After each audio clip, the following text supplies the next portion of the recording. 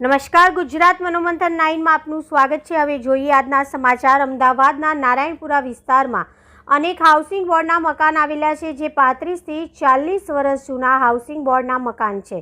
કેટલાક મકાનો જર્જરિત હાલતમાં છે, તો કેટલાક મકાનોની ટાંકી જર્જરિત હાલતમાં જોવા મળી રહી છે। આજે નારાયણપુરા વિસ્તારમાં આવેલા મંગલમૂર્તિ એપાર્ટમેન્ટમાં બ્લોક નંબર 5માં કોમન ટાંકી ધરાશયી થતા આસપાસના સ્થાનિકોમાં ગભરાટનો માહોલ ઊભો થઈ ગયો હતો। 35 થી 40 વર્ષ જૂના મકાનમાં જર્જરિત ટાંકીઓ હજુ પણ યથાવત જોવા મળી રહી છે। ત્યારે ટાંકી ધરાશાયી થઈ હતી, પરંતુ સદનસીબે કોઈ પણ લોકોને જાનહાનિ થઈ ન હતી।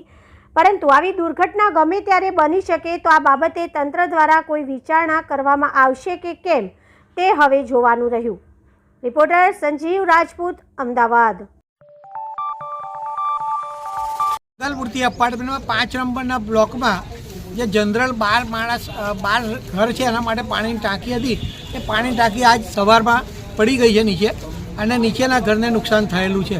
બાકી કોઈ જાનહાનિ થઈ નથી। કેટલા વર્ષ જૂનું છે? 35 થી 40 વર્ષ જૂનું બાંધકામ છે, અને અત્યારે અમે રીડેવલપમેન્ટમાં જઈ રહ્યા છે, પણ ઘણા એવા તત્વો છે બ્લોકવાળા કે જે અમને વધારે બાંધકામ સહીઓ નહોતા કરી આલતા। આ એક એમના માટે ઉદાહરણ છું, હજુ જેટલું લેટ કરશો એના કરતાં વધારે